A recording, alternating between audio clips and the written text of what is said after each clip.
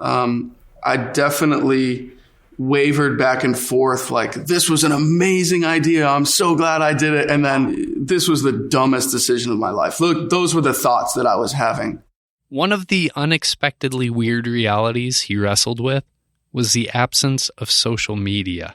Oh my gosh. I mean, there were definitely times, especially in the first, I would say the first quarter of 2019, so January, February, March, where I realized truly like how addicted I was to it and how much a part of my life it was. I had to like put all the restrictions on my phone to where my phone was literally just a phone. You know, it was just, I had text messages, calls. I didn't even have email or like Safari or any of the social apps. But I would find myself like opening my phone randomly, you know, at the airport or whatever, and like going to look for Instagram. And I was like, what the heck? Like, what is going on? Like, how crazy am I, you know? So it was in those times that you kind of wish that you could go back to it and, you know, go back to the well, so to speak. There's this tendency to believe what you put out there rather than who you actually are at home. And for me, the Father was putting his finger on that issue and saying, listen, I want you to be an incredible husband. I want you to be an incredible dad. And I actually don't care about your social media image. 2019 was about family. It was about being together, growing as a family, getting healing as a father, even for some of the wounds that I grew up with as a kid. So it was almost like it went in tandem with that, like to really love and give my family the attention that they needed. I knew that I needed to just shut all the other doors, you know, shut all the other voices. I don't need to hear people telling me you're so awesome when I know I'm not that awesome at home. You know what I mean? Like, you know, it's like when you get mad at your kid for spilling milk, you know, something's wrong, right? And the Lord was like, I want you to be at home and I want you to make it count. Even though he struggled with it, Cory made it count. He quit social media, turned down every opportunity, and he focused on his family. And here's what happened.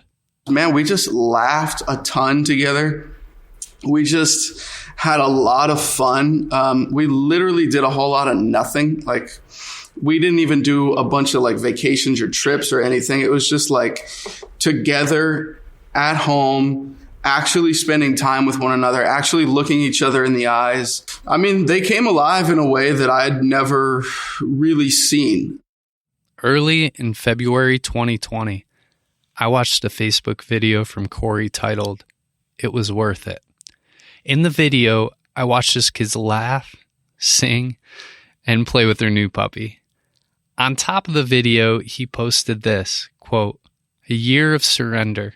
In March of 2018, the Father asked me a question. Cory, you wrote the song about reckless love. Now could you show it to your family? The rest is history," unquote.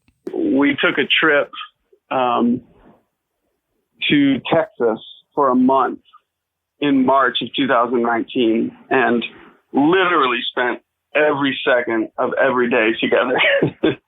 We would read books, we'd watch movies, we'd walk the land, we'd walk down to the lake, and we'd hang out with our pup, with Sherlock. Literally every moment was spent together, and they remember that vividly, and they love that place. They want to go back there. And during that time, there was like this little song that came out. It was kind of like a little kid song, and it was super, super sweet, and I still sing it to them, and we kind of just like, you know, hum it around the house. And it basically, it's like, la-di-da-di-dee, la-di-da-di-do, la-di-da-di-me, la-di-da-di you. We'll always be together forever, dancing in the rain and shine. Cory's song, Reckless Love, was the biggest Christian song of 2018. But if you asked his kids which of their dad's songs is their favorite, they'd pick this one. La-di-da-di-dee, la-di-da-di-do, la-di-da-di-me, la-di-da-di you. We'll always be together forever, dancing in the rain and shine. Audible, audible, audible. Thanks to Jake, the hidden hand of Way Nation Townsend, and the rest of the Way Nation team for helping with this podcast. The theme music is brought to you by me and Mr. Do-It-All, Joe Fry. And thanks to Cory, Caleb, and Captain Andrew Griggs for sharing your stories. And thank you to NSYNC for just existing. You can find more fun and meaningful podcasts, videos, and blogs on waynation.com. If you have an Audible God story, I 100% would love to hear it. Go to audiblegod.com now and share your story with me. Again, enter audiblegod.com into your smartphone browser and get me your story ASAP. If you want a friend of yours to listen to this podcast while he's driving to work, it's up to you.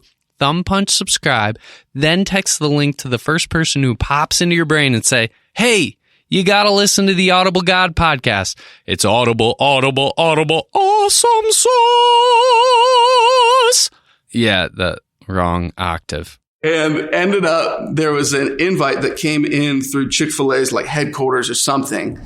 And I want to say it was in Texas. And I was like, I'll do that event if I can get that card. I was like, I don't need anything else. Like, don't give me money. Don't give me, don't pay for my flights. I don't care about any of it. Just give me that card, right?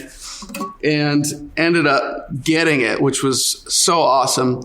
And then quickly thereafter, like very quickly, they changed the designation of these cards, which very few people had them, to only the actual location that it was issued at. That's the only place it works anymore. So for me, obviously, I don't live in Texas, so I was up a creek real quick on that one. But that was pretty cool for the moment.